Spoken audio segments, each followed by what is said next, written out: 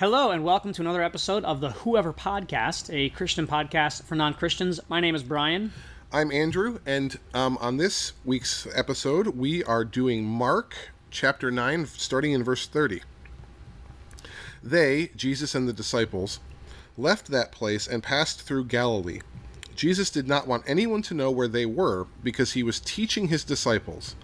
He said to them, "The Son of Man is going to be delivered into the hands of men. They will kill him, and after 3 days he will rise." But they did not understand what he meant, and they were afraid to ask him about it. They came to Capernaum. When he was in the house, he asked them, "What were you arguing about on the road?"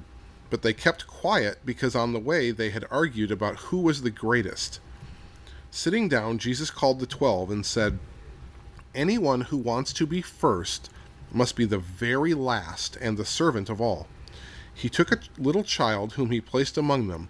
Taking the child in his arms, he said to them, "Whoever welcomes one of these little children in my name welcomes me, and whoever welcomes me does not welcome me, but the one who sent me." Yeah, so a little bit of context. Jesus has been teaching, preaching, healing, doing amazing things.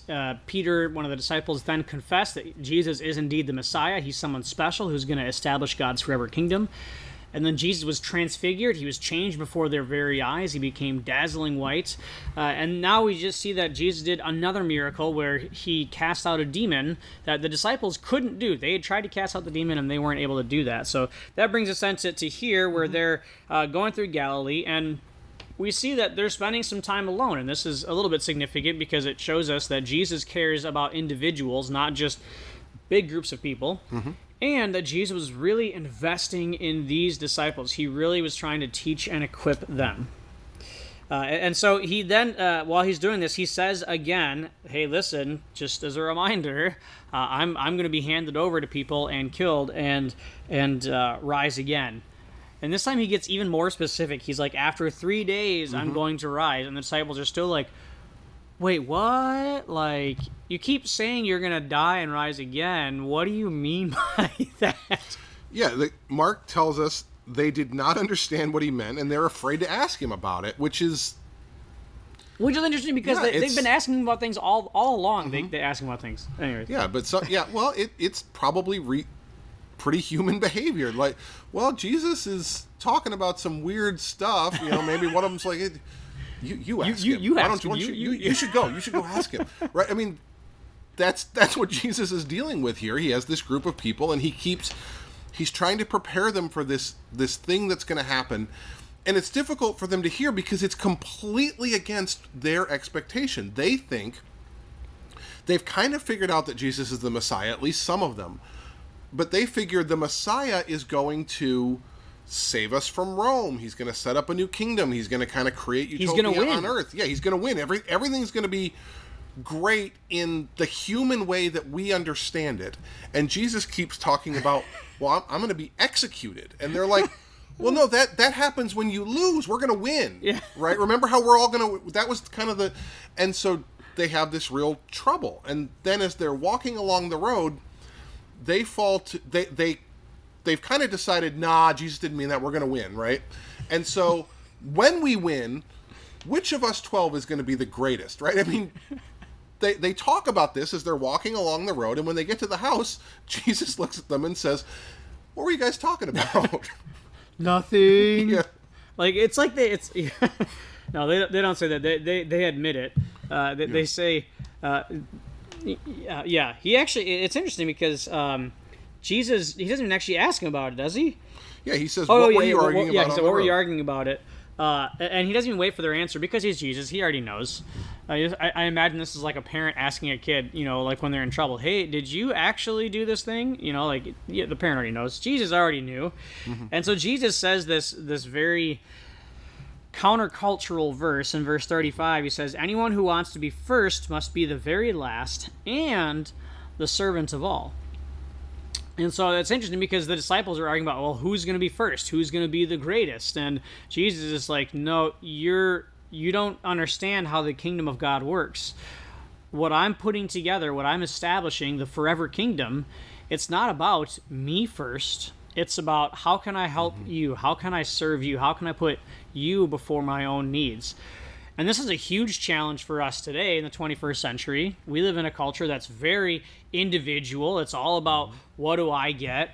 How can I make me happy? What's in it for me? That kind of stuff. And God's like, no, that's not the way I designed you to live. I designed people to live together, putting each other's needs first and serving each other.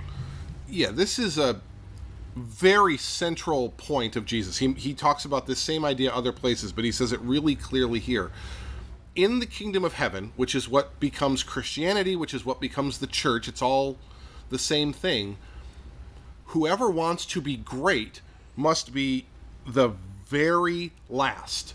You must be the servant of all. There is no room in other places. He says the rulers in the world lord it over them, right? If you are the boss at a company, if you're the most important person in a government, if you're whatever it is, you get to be the best one. You get the good things. You get the power. You're there kind of serving yourself. He says this is going to be completely different in my kingdom, right? If you are following me, you should be able to look at your life and see how are you being a servant of everyone else. And if you're looking at your Christian life and saying, actually, I'm kind of first. I kind of get the best things. I have the most power. I have the most prestige. I'm really in a great position. You need to consider whether that's what God called you to, because Jesus just said that it isn't. Yeah. So, I mean, if you're watching this and your only experience of Christianity has been people who are just judging other people or being selfish or being exclusive and not letting other people join the club, whatever it is, that's not the case. Yeah. God calls us to put others first and to serve others. That's at the root and the core of what Jesus teaches here. And so after a little while, we see then that Jesus, he takes a little child who it says he placed him among him, right? So he just picks him up and boop, right in the middle, maybe something like that. And he says, he's talking about welcoming the child into their midst. And this doesn't seem like a huge deal to us, but during the first century, children, they weren't as welcomed as they are today. They were seen almost as like a nuisance. Not quite that bad maybe, but it was kind of like, oh, the children, you just go do your thing over here, you know. But what Jesus is saying is this is furthering this idea that like these children who normally are last, who normally they get kind of the afterthought of well, we got to take care of the child too. He's saying no, like you have to welcome even these people who normally are last. Put them in front of you. And in fact, I wonder if by Jesus doing this, he was hinting at like, listen, you guys are arguing about who's going to be the greatest. Maybe it's going to be this little kid here, you know? Well, yeah, their society was, you know, for better or worse, the way that their society worked, and many did until up to about 200 years ago, the older you were, the more important you were. Right. That was just the way that it was seen. It was universally thought of and accepted. And so children they had the least influence, they had the least power, they had the least whatever. And, you know, this idea that children should be seen and not heard, right? was a common thought practice. They're learning to be adults, and they're mini citizens of society and whatever. And Jesus says, no, this person, this small person that normally society doesn't care about, again, it's the same theme he keeps doing.